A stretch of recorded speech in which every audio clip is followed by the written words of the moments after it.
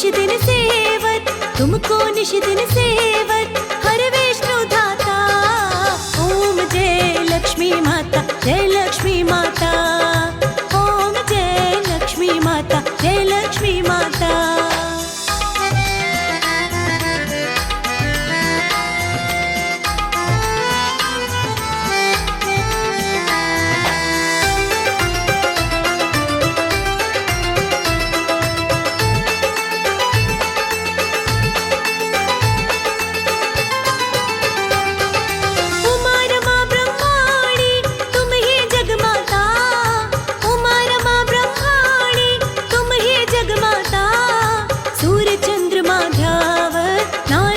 गाता सूर्य चंद्रमा ध्यावत, नारद ऋषि गाता।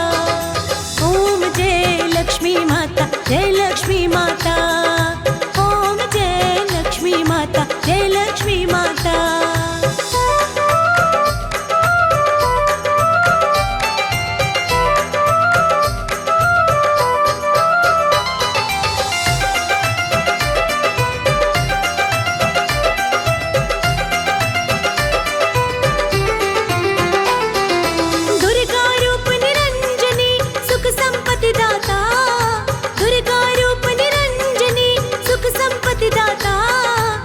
कोई तुमको ध्यावत रिद्धि सिद्धि धन पाता, जो कोई तुमको ध्यावत रिद्धि सिद्धि धन पाता। ओम जय लक्ष्मी माता, जय लक्ष्मी माता। ओम जय लक्ष्मी माता, जय लक्ष्मी माता।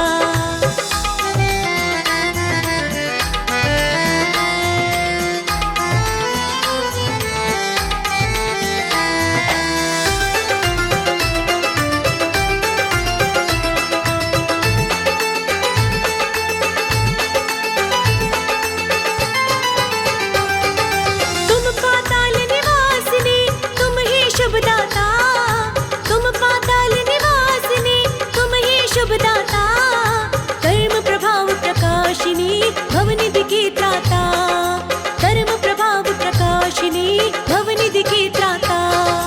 ओम जय लक्ष्मी माता, जय लक्ष्मी माता। ओम जय लक्ष्मी माता, जय लक्ष्मी माता।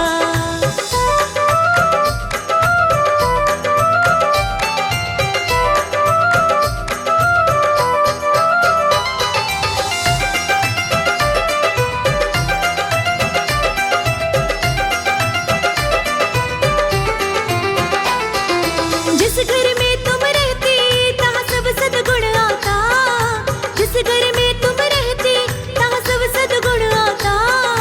सब संभव हो जाता, मन नहीं घबराता, सब संभव हो जाता, मन नहीं घबराता। ओम जय लक्ष्मी माता, जय लक्ष्मी माता। ओम जय लक्ष्मी माता, जय लक्ष्मी माता।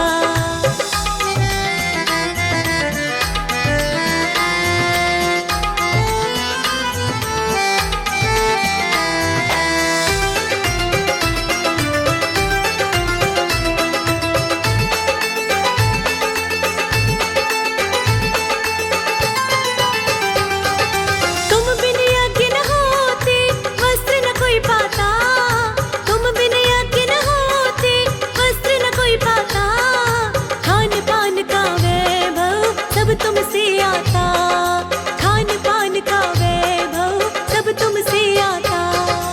ओम जय लक्ष्मी माता, जय लक्ष्मी माता। ओम जय लक्ष्मी माता, जय लक्ष्मी माता।